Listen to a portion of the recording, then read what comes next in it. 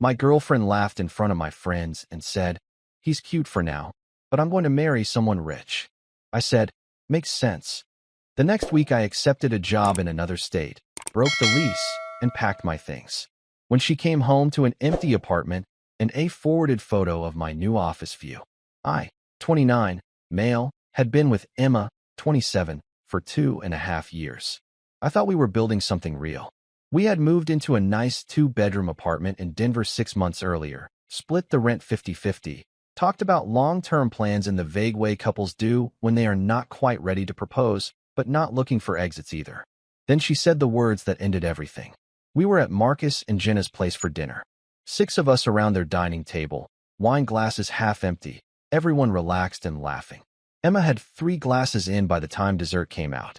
She was telling a story about her college roommate who married a tech CEO, and someone made a joke about sugar daddies. Emma laughed, gestured at me with her wine glass, and said it loud enough for the whole table to hear. "He's cute for now, but I'm going to marry someone rich." The room went quiet. Marcus looked at his plate. Jenna's smile froze. I could feel 4 sets of eyes on me, waiting to see how I would react. I looked at Emma. She was still smiling, like she had made a harmless joke. I kept my voice calm, almost bored. "Makes sense." Then I stood up, cleared my plate, and asked Marcus if he wanted help with the dishes. The conversation moved on. Emma kept drinking. No one brought it up again that night. But something inside me turned cold and stayed that way. Over the next 7 days, I moved in complete silence. By the time Emma came home from her girls' trip the following weekend, I was already 2 states away. The apartment she walked into was empty except for her furniture, her clothes, and 1 envelope on the kitchen counter. Inside was a printed photo of my new corner office overlooking Puget Sound and a single line. "Found someone rich. Me. Good luck with your search." "This is how I left a relationship that was already over the moment," she said those words out loud. Emma and I met through work friends. She was in marketing for a mid-sized firm downtown. I was a software developer at a startup that got acquired 6 months into our relationship. The acquisition gave me decent stock options, but not life-changing money. I still lived carefully, drove a 7-year-old Honda, cooked at home most nights, saved aggressively. Emma made slightly less than I did, but her spending habits were different. New handbags every season, girls' trips to Miami and Scottsdale, constant brunch plans. I never judged her for it. Money is personal. She worked hard. She earned her paycheck. She could spend it how she wanted. But I noticed how she talked about her friends' relationships. Whose boyfriend bought them a car. Whose fiancé had family money. Whose husband was a surgeon. It was never overt, just little comments.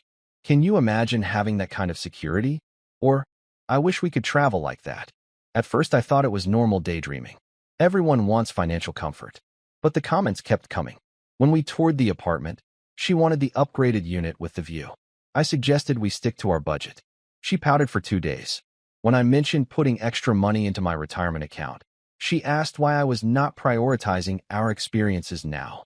When her sister got engaged to a portfolio manager, Emma posted 6 Instagram stories about the ring and the proposal location. Red flags are easy to ignore when someone is affectionate in private.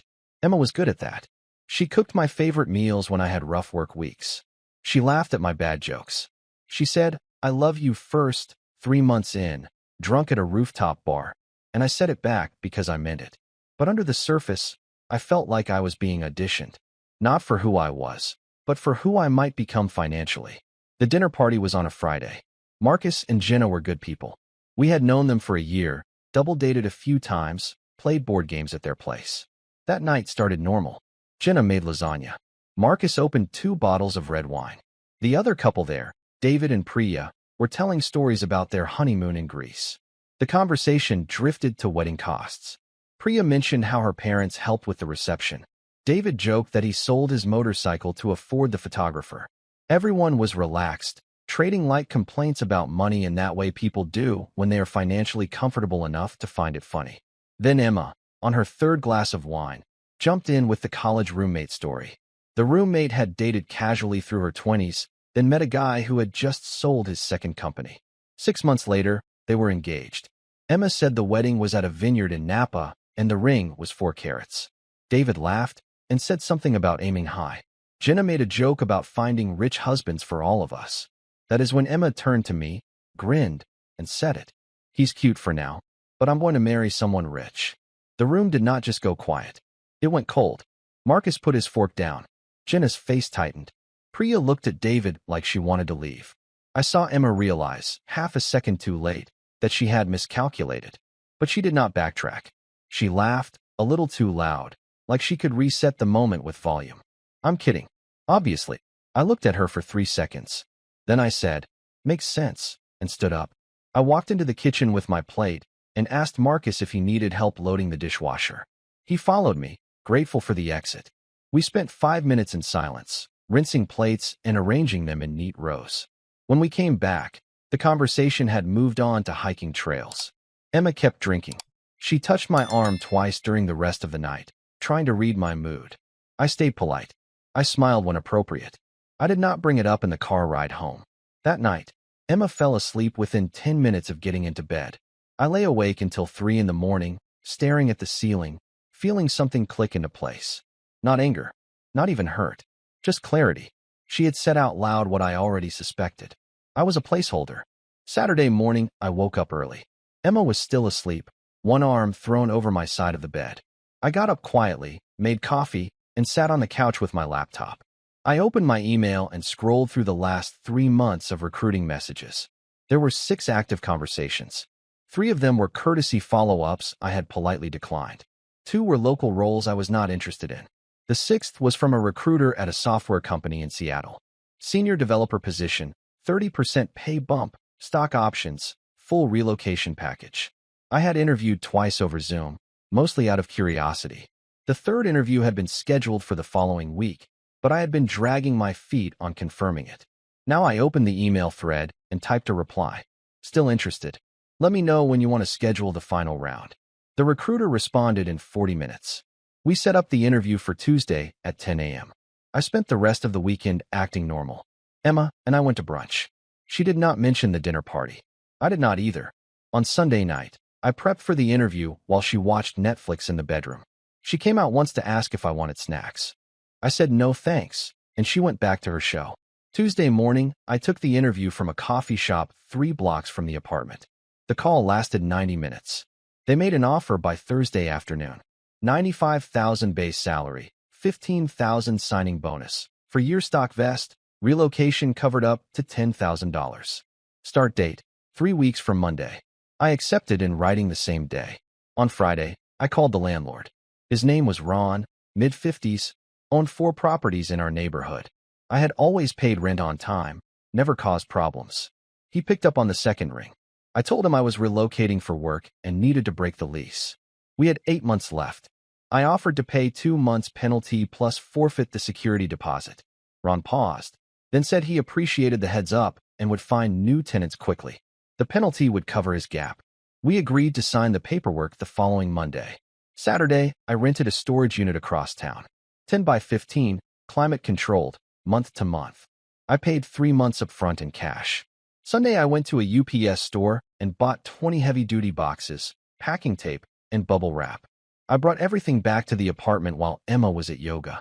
I stacked the boxes in the closet and left the tape in my car. Monday, I signed the lease termination with Ron in his office downtown. He handed me a copy and asked where I was headed. I told him Seattle.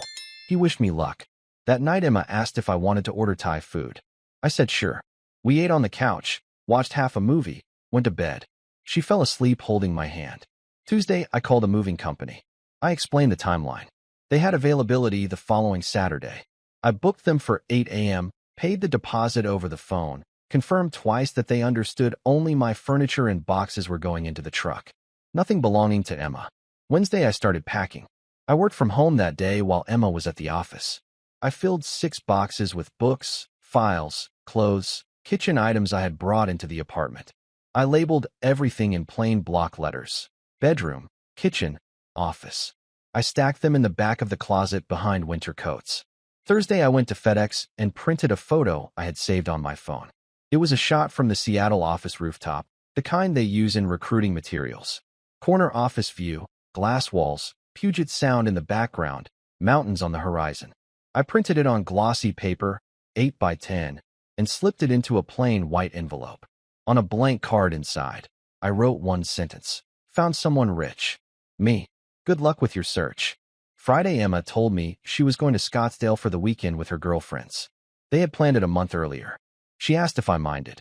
I told her to have fun, kissed her forehead, and said I would miss her. She left Saturday morning at 6 a.m. in an Uber to the airport. At 7:45, the movers arrived. The crew was 3 guys in navy blue shirts. I had labeled everything clearly. They took one walk through the apartment, confirmed which furniture was mine, and started loading. By 9:30, the couch I had bought, the desk, my bed frame, nightstand, bookshelves, dresser, kitchen table, and all 20 boxes were in the truck. I walked through the apartment one last time. Emma's stuff was everywhere. Her dresser, her vanity, her jewelry stand, her shoes in neat rows by the door. The TV was hers. The coffee table was hers. I left it all exactly as it was. The only thing I took that she might have considered shared was the French press, because I had bought it. I left her the Keurig. I placed the envelope on the kitchen counter, right in the center where she would see it first thing. Then I locked the door, slid the key under the mat, and followed the moving truck to the storage unit. By noon, everything I owned was inside a 10 by 15 concrete room in southeast Denver. I closed the door, locked it, and drove to a hotel near the airport. I had a flight to Seattle the next morning at 8. That night, I turned off my phone and slept better than I had in months. Emma called 16 times on Sunday. I did not answer. I was at 35,000 feet when the first voicemail came through. I did not listen to it until I landed in Seattle. Her voice was frantic. "Jake, where are you? The apartment is empty. Your stuff is gone. What the hell is going on? Call me back right now." The second voicemail came 10 minutes later. "This is not funny. Did we get robbed? Why is your furniture gone? I'm calling the landlord." The third one was angrier. "Ron said you broke the lease. You moved out. Without telling me. Are you serious right now?" The fourth one was crying. "Please just call me. I don't understand. We can talk about this. Whatever I did, I'm sorry. Just call me." I did not call her back.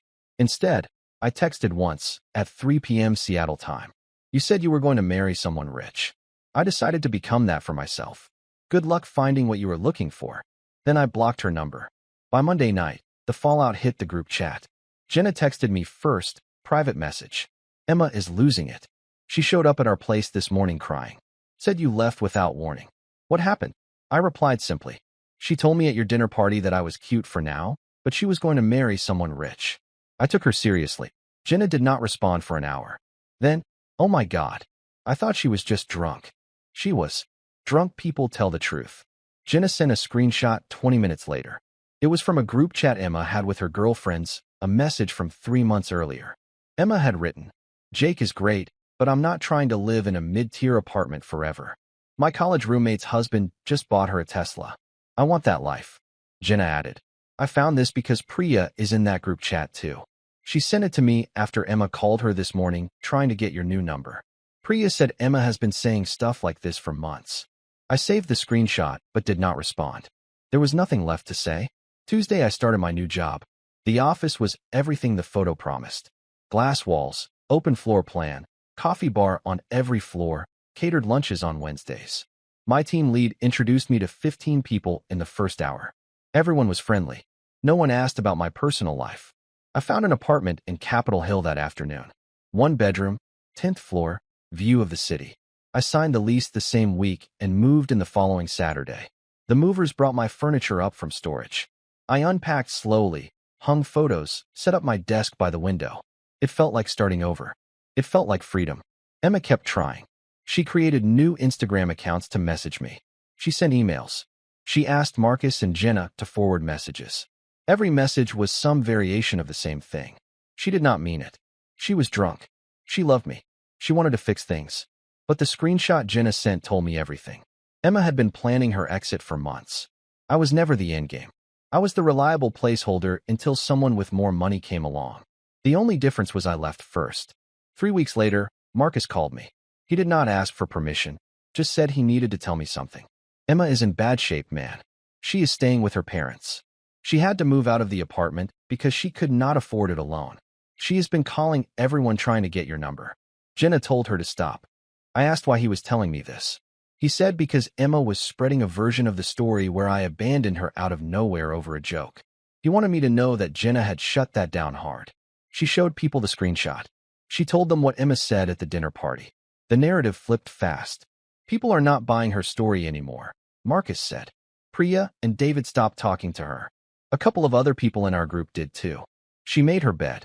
I thanked him for the update and told him I appreciated his honesty. Then I asked him to stop passing along information. I did not need to know what happened to Emma after I left. It was not my problem anymore. He agreed. That was the last time we talked about her. 6 months later, I was sitting in my apartment in Seattle, drinking coffee, looking out at the city lights. My phone buzzed. It was a LinkedIn notification. Someone had viewed my profile. I clicked it out of curiosity. It was Emma. Her profile picture was new. She worked at the same marketing firm, same title. In her About section, she had written something generic about growth and resilience. I did not block her on LinkedIn. I just closed the app and went back to my coffee. The truth is, I did not leave because I wanted revenge. I left because she told me, out loud and in front of people, that I was temporary. I believed her, and I decided I would rather be temporary on my own terms than stay and watch her trade up the moment someone better came along. Some people spend years trying to figure out if their partner really loves them. I got my answer at a dinner party over lasagna and red wine. She loved the idea of me, the placeholder, the safe option, while she kept her eyes open for someone richer. So I gave her what she wanted. I got out of her way. And in the process, I built the life she thought she needed someone else to give her. The apartment in Seattle has floor-to-ceiling windows. My salary increased again after my first performance review. I maxed out my 401k, started a side project that might turn into something, and bought a car I actually like. Not to impress anyone, just because I could. Emma wanted someone rich. I became that person, just not for her. A year later, Jenna sent me one final update. She said Emma got engaged. The guy worked in finance, had family money, drove a Range Rover. Jenna saw the ring on Instagram. 3 carats, emerald cut. The proposal was at a resort in Cabo. Jenna added, she got what she wanted, but she asks about you sometimes. Priya told me she cried at her bachelorette party and said she made the biggest mistake of her life. I read the message twice. Then I replied, I hope she is happy. I really do. And I meant it. Not because I forgave her. Not because I wanted her back.